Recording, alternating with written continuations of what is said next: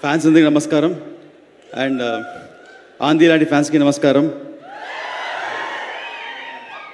ఈ టైటిల్ హరిహర వీరమల్లు, ఈ టైటిల్ పెట్టింది డైరెక్టర్ క్రిష్ గారు. ఆయనకి చాలా థ్యాంక్స్ చెప్పాలని కోరుకుంటున్నాను. అండ్ ఈ సినిమాలో బాబీ డియోల్ ఔరంగజేబ్ రోల్ పోర్ట్రేట్ చేస్తున్నారు. ఔరంగజేబ్ రోల్ అంటే very powerful Mughal king. And అతను ఇండియా మొత్తం కాంకర్ చేశారు. ఫ్రమ్ ఇండియా అంటే ఇప్పుడు ఉండే ఇండియా కాదు, అటు ఆఫ్ఘనిస్తాన్ నుంచి శ్రీలంక దాకా అంత పెద్ద పవర్ఫుల్ రూలర్. అంత పెద్ద రూలర్కి నిద్ర పట్టేది కాదు, ఒకే ఒక వ్యక్తిని చూస్తే నిద్ర పట్టేది కాదు. అది ఎవరంటే మన ఛత్రపతి శివాజీ. ఆయన ఉన్నంత వరకు నిద్ర పట్టేది కాదు. ఎప్పుడెప్పుడా అతను ఎలా అటాక్ చేస్తే భయంతో ఉండేవాడు.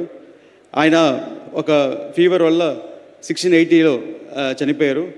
ఈ కథ హరిహర వీరమల్లు 1684లో స్టార్ట్ అవుతుంది. అదే ఛత్రపతి శివాజీ తను చనిపోయేటప్పుడు తన కోరిక ఏంటంటే మొఘల్స్ దగ్గర నుంచి జ్యోతిలింగాలను కాపాడాలి, అటు కాశీ విశ్వనాథ్ టెంపుల్ కాపాడాలని అతను మళ్ళీ ఉండి చేసే ప్రయత్నమే హరిహర వీరమల్లు. ప్రతి సెంచురీకి ఒక ఛత్రపతి శివాజీ పుడతారు. మనందరం చాలా లక్కీ.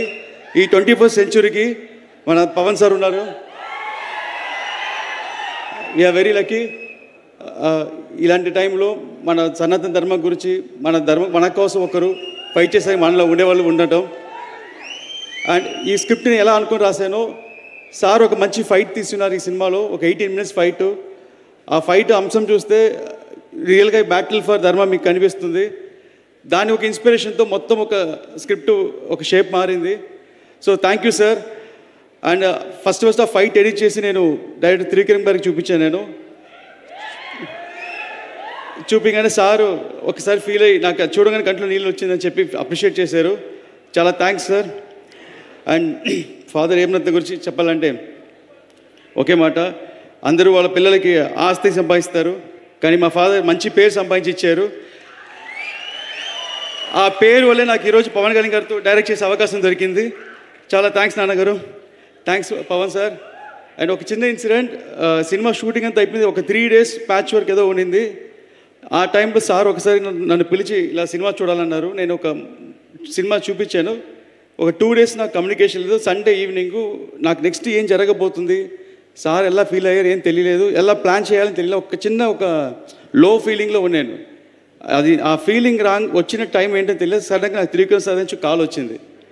వచ్చి నువ్వు ఫ్రీగా ఉన్నావని అన్నారు. సార్ ఎస్ సార్ అన్నాను.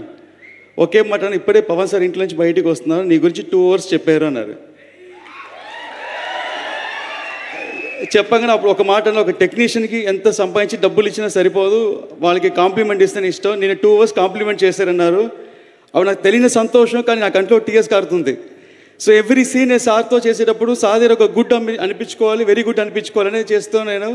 సో థ్యాంక్స్ సార్, మూవీ చాలా బాగా చేశాను సార్. And thank you so much sir for giving this opportunity.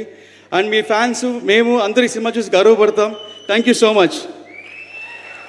ఈ సినిమాలో పనిచేసిన అందరికీ సభాముఖంగా చాలా కష్టపడి చాలా కాలం వేసింది. ముఖ్యంగా కీరవాణి గారు అద్భుతంగా బ్యాక్గ్రౌండ్స్ మ్యూజిక్ ఇచ్చారు.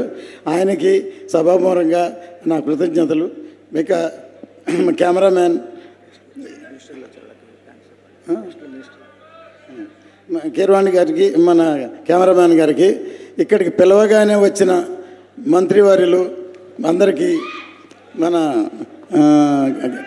కర్ణాటక నుంచి వచ్చిన ఫారెస్ట్ మినిస్టర్, తర్వాత మన ఆంధ్ర నుంచి వచ్చిన మన సినిమాటోగ్రఫీ మినిస్టర్, తర్వాత మన డిప్యూటీ స్పీకర్, అందరికీ ధన్యవాదాలు. ప్రతి వారికి పేరు పేరున ఈ సినిమాలో చాలా కష్టపడ్డారు. అందరికీ సినిమా చూసిన తర్వాత సక్సెస్ అయిన తర్వాత సక్సెస్ మీట్లో అందరికీ నేను ధన్యవాదాలు చెప్తాను. ఖచ్చితంగా ఈ సినిమా పెద్ద బ్లాక్ బస్టర్ అవుతుందని ఎదురు చూస్తున్నాం. ధన్యవాదాలు. జై మీడియా.